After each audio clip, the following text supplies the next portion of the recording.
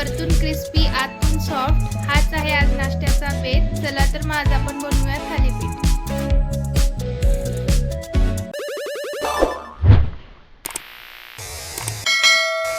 थालीपीठासाठी लागणारं साहित्य पाहूया. इथं बारीक चिरलेला पालक घेतलेला आहे, मिरची, लसूण, जिरं, ओवा, मीठ हे सगळं जाडसर वाटून घेतलेलं आहे.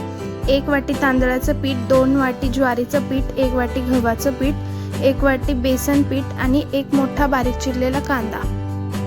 आता आपण ही पीठ सगळी एकजीव करून मळून घेऊया.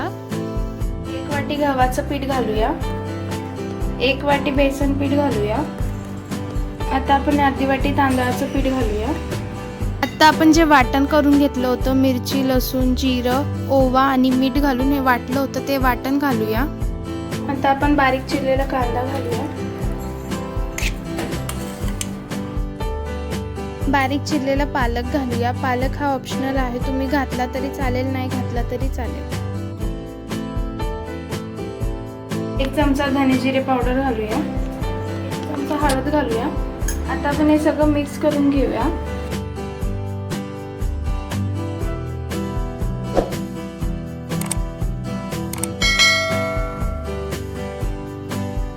त्यामध्ये पाणी घालूया. थोडं थोडं पाणी घालायचं, जास्त घालायचं नाही, कारण आपल्याला जास्त पातळही नाही जास्त घट्टही नाही करायचं. छान असं पीठ मळून घेऊया. आणि पालक घातल्याने थालीपीठाने एक छान अशी टेस्ट येते आणि थालीपीठ दिसायला सुद्धा खूप सुंदर दिसतात. तुम्ही पण नक्की ट्राय करून बघा थालीपीठामध्ये पालक घालून. मला कमेंटमध्ये नक्की सांगा कसं वाटलं.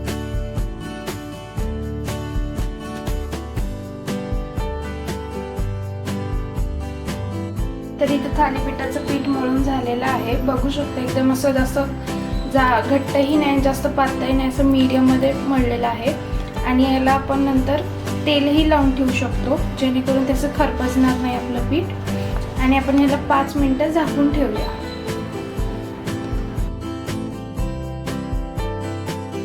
इथे थालीपीठाचं पीठ तयार झालेलं आहे. तर मी इथे पोळपाटावरती थालीपीठ थापणार आहे. 1 कॉटनचा कपडा घेतलेला आहे, तो पाण्यामध्ये बुडवून घट्ट पिळून घेतलेला आहे.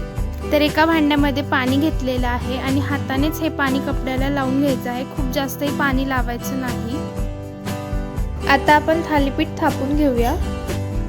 हाताला थोडं पाणी लावून थालीपीठ थापून घेऊया.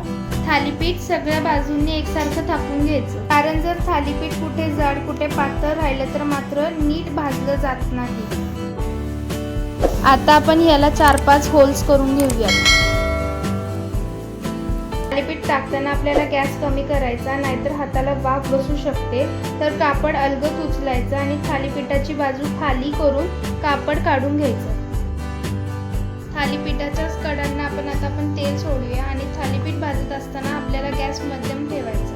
आता आपण जे थालीपीठावरती जे होल्स केले होते आपण त्याच्यामध्ये थोडं थोडं तेल सोडूया. आता आपण थालीपीठावरती झाकण ठेवूया, जेणेकरून आपलं थालीपीठ वरतून सुकणार नाही.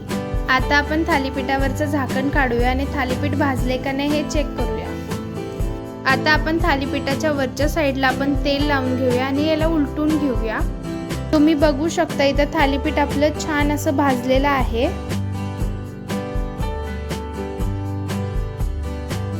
थालीपीठ खरपूस खमंग छान असं भाजून घ्यायचं आणि भरपूर तेल घालायचं. तेल घालायला अजिबात कंजूसपणा करायचा नाही. तर तुम्ही इथे बघू शकता थालीपीठ किती छान दिसत आहे. थालीपीठ हा एक नाश्त्यासाठी उत्तम पर्याय आहे. बनवायलाही सोपं आणि झटपट होणारी रेसिपी आहे. आपलं थालीपीठ तयार आहे. आता आपण प्लेटिंग करूया.